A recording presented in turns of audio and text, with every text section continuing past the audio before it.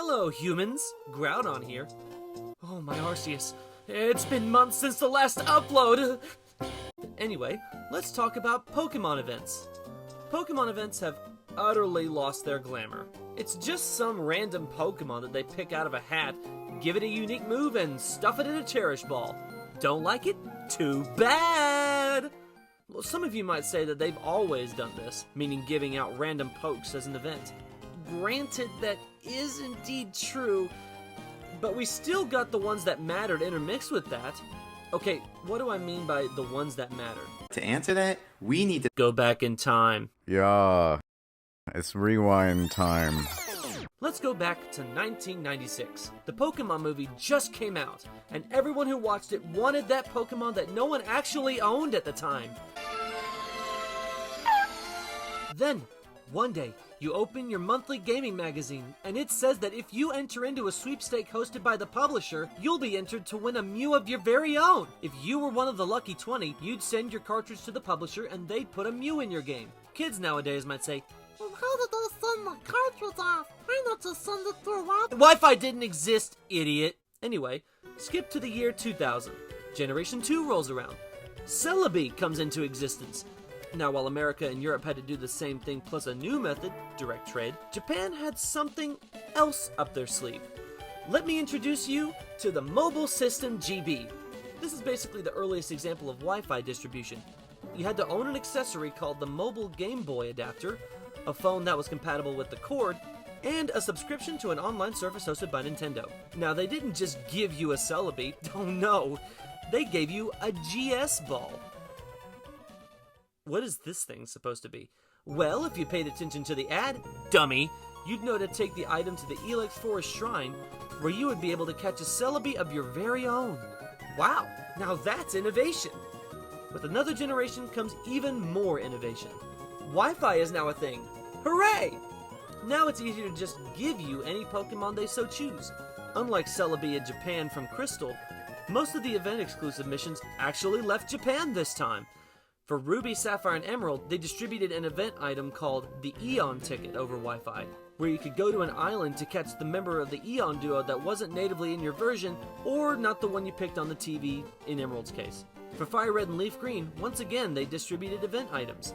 The Aura Ticket allowed you to go to a special area to catch Deoxys. The Mystic Ticket did pretty much the same thing, but with Ho-Oh and Lugia. Unfortunately for non-Japanese players, Mew had an event area only available in Japan. Let's fast forward again. Same style as the last time, but you can receive the item at your local game store. How is this possible?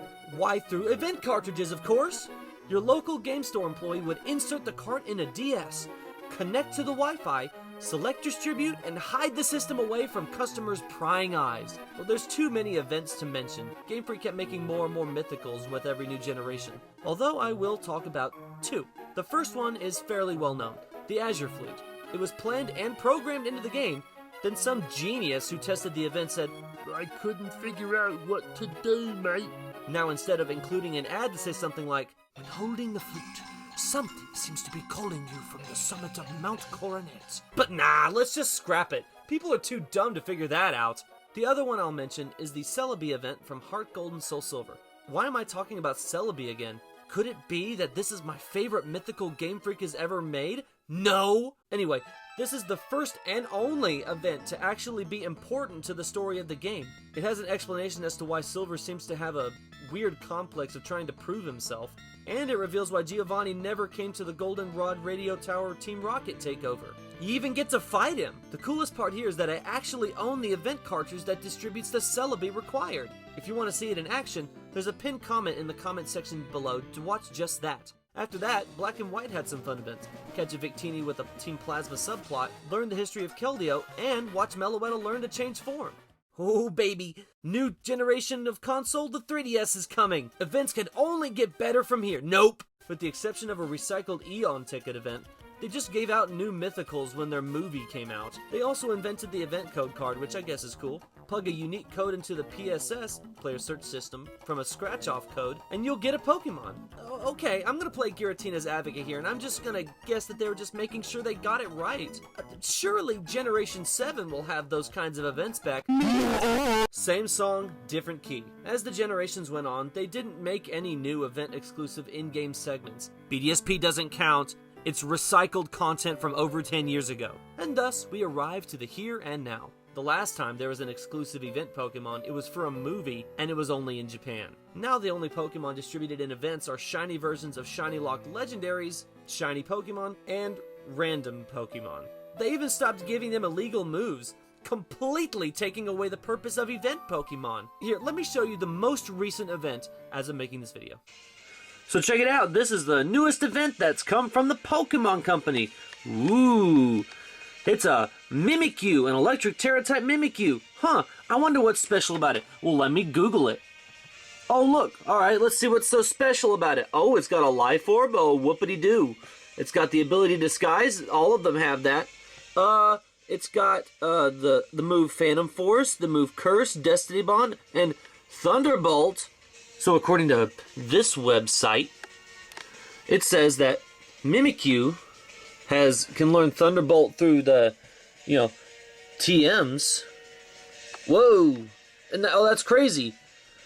And it can, it can also learn Phantom Force, which was like right below it. Whoa, look at that, right there, Phantom Force. But, oh, these two are egg moves.